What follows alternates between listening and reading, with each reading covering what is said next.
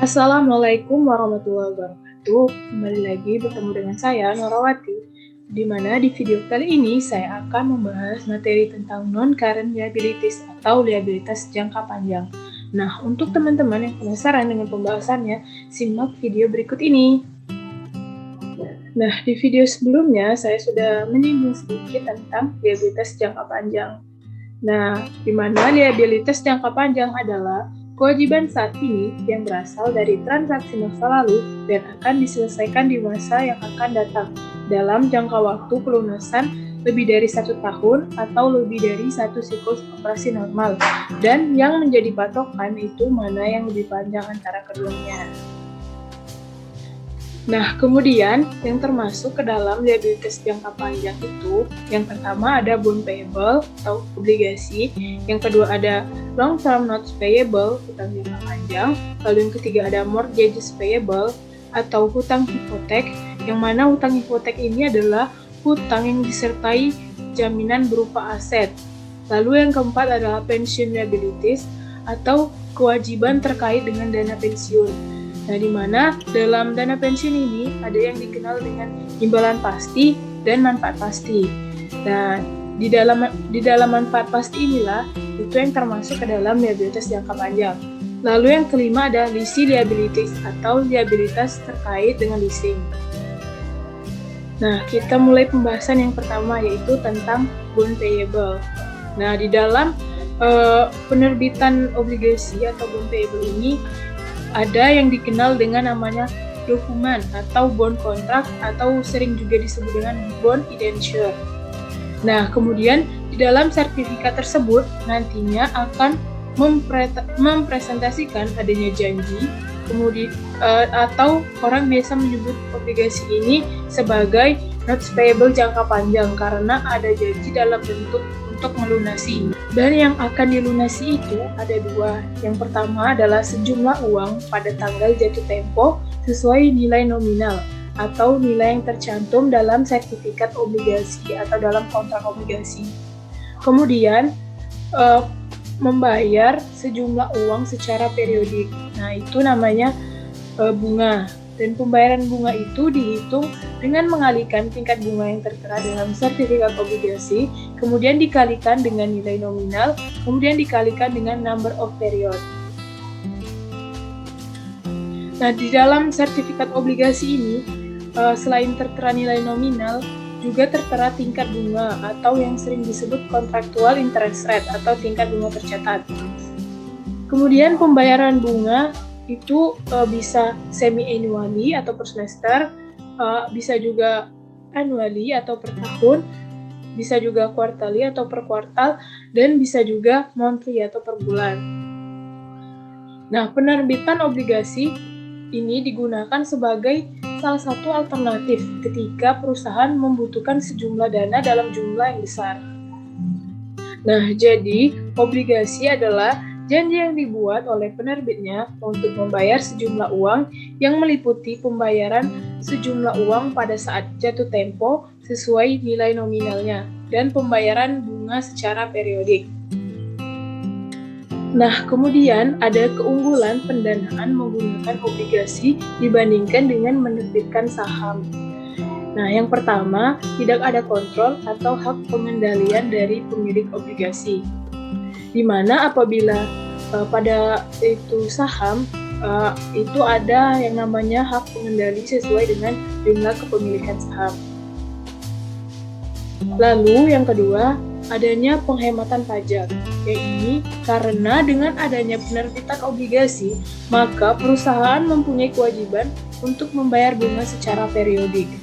Nah, maka perusahaan akan mengakui adanya beban bunga, dan beban bunga akan menjadi pengurang pendapatan atau pengurang penghasilan kena pajak. Sehingga ketika perusahaan mendanai dengan menggunakan obligasi, maka laba kena pajaknya lebih rendah.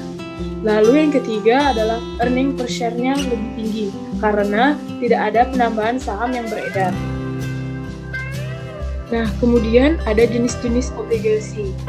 Nah, jenis-jenis obligasi ini ada 5. Yang pertama ada secure and unsecured bond. Lalu yang kedua ada term, serial, and callable bond. Lalu yang ketiga adalah convertible bond, commodity backed, deep discount bond.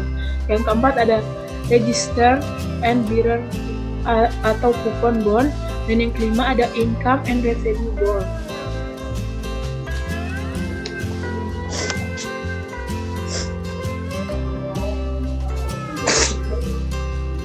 Nah, secure obligasi ini itu adalah obligasi yang menyertakan jaminan.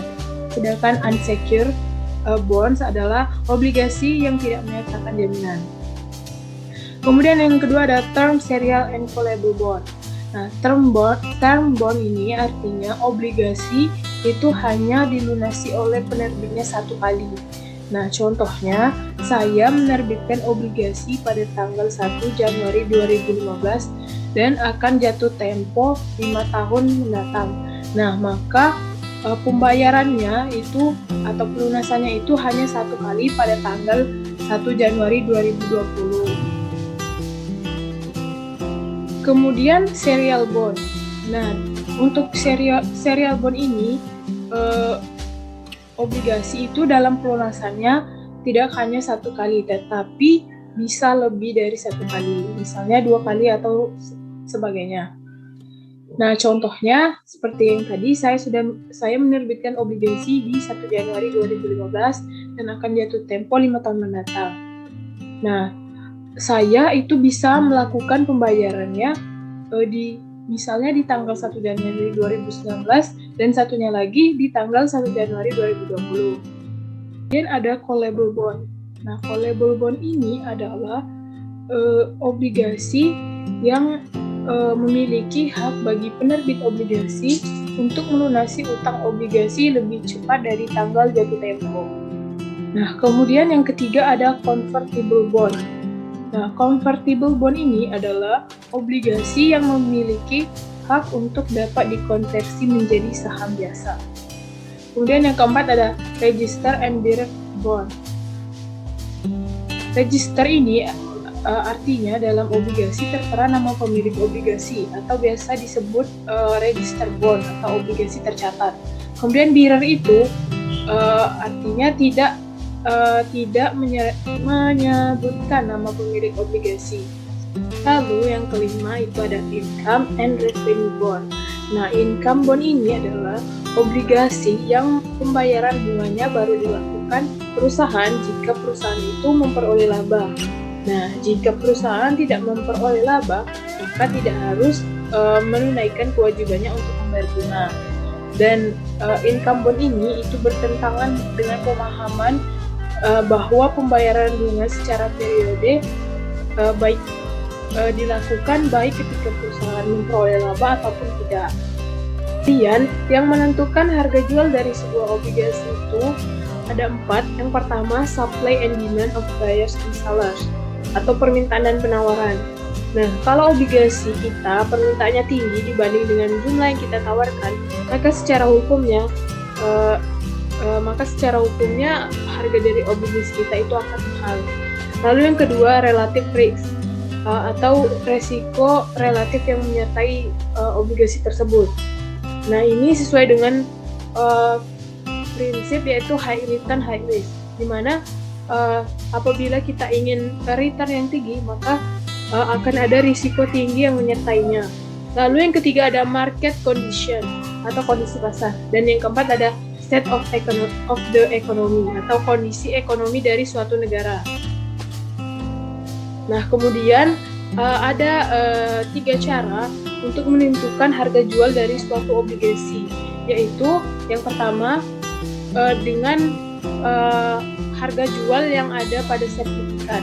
Nah, jika harga jual itu sudah ada pada sertifikat obligasi, nah maka harga jual itulah berarti yang merupakan harga jual dari suatu obligasi.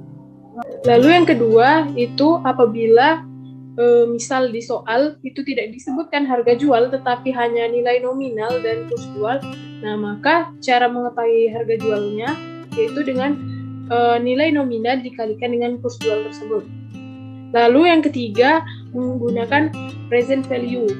Nah, ini terjadi apabila misalnya di soal itu tidak disebutkan kurs dan harga jual, tetapi hanya nilai nominal, contractual interest rate dan market interest rate. Nah, maka barulah kita menggunakan cara yang ketiga ini menggunakan present value atau nilai sekarang. Nah, di mana yang di present value kan itu ada dua, yaitu prinsipal, yaitu sesuai dengan nilai nominal, dan yang kedua itu mempresent value kan annuity atau bunga yang dibayarkan secara periode. Kemudian ada istilah-istilah terkait dengan obligasi. Yang pertama, state rate, coupon rate, nominal rate, atau contractual interest rate. Yang mana keempat istilah ini merupakan tingkat bunga yang tertera pada kontrak obligasi yang digunakan untuk menghitung berapa bunga atau uang yang dibayarkan secara periodik. Nah, cara menentukan jumlah bunga yang dibayarkan itu adalah dengan cara contractual interest rate atau state rate atau coupon rate atau nominal rate itu dikalikan dengan nilai nominal. Lalu yang kedua ada market rate atau effective yield. Nah, ini merupakan tingkat bunga yang diinginkan oleh investor, di mana yang menjadi acuan adalah tingkat bunga yang berlaku di pasar. Di mana market rate ini digunakan untuk menghitung beban bunga yang akan dicatat perusahaan yang menerbitkan obligasi. Nah, cara menentukannya yaitu dengan market interest rate dikalikan dengan carrying amount atau nilai tercatat obligasi. Kemudian ada maturity value. Nah, di mana maturity value ini adalah nilai pada saat jatuh tempo yang harus dibayarkan oleh penerbit obligasi sama dengan nilai nominalnya. Ada 3 kemungkinan tingkat penerbitan obligasi, yang mana 3 kemungkinan obligasi itu dapat diterbitkan pada tingkat premium, diskon, atau pada nilai nominal atau par value. Nah, untuk tingkat premium itu apabila contractual interest rate lebih tinggi dibandingkan market interest rate dan juga harga jualnya lebih tinggi, sehingga menyebabkan harga jualnya lebih tinggi daripada nilai nominalnya. Kemudian pada nilai nominal atau par value, ini terjadi apabila contractual interest rate sama dengan market interest rate dan yang pastinya harga jualnya itu sama dengan nilai nominalnya. Kemudian pada tingkatan diskon, nah ini terjadi apabila contractual interest rate lebih rendah dibandingkan market interest rate dan otomatis harga jualnya itu lebih rendah daripada nilai nominalnya. Nah, kemudian terkait dengan amortisasi. Nah, ketika obligasi diterbitkan pada tingkat diskon atau premium, terdapat selisih antara harga jual dengan nilai nominal. Nah, selisih itulah yang harus kita amortisasi.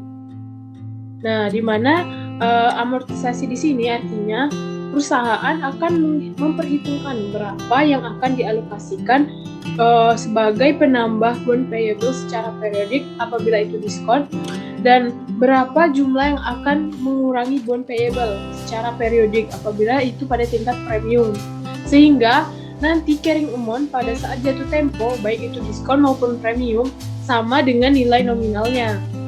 Nah, untuk membuat tabel amortisasi yang diperkenankan dalam IFRS itu adalah effective interest method. Nah, jadi amortisasi itu adalah pengalokasian selisih antara harga jual obligasi dengan nilai nominal obligasi secara periodik, dan jumlah yang dialokasikan akan mempengaruhi bond payable. Mungkin itu saja video pembahasan saya pada kali ini. Apabila dirasa oleh teman-teman video ini bermanfaat, silakan di-share kepada teman-temannya. Saya akhiri, wassalamualaikum warahmatullahi wabarakatuh.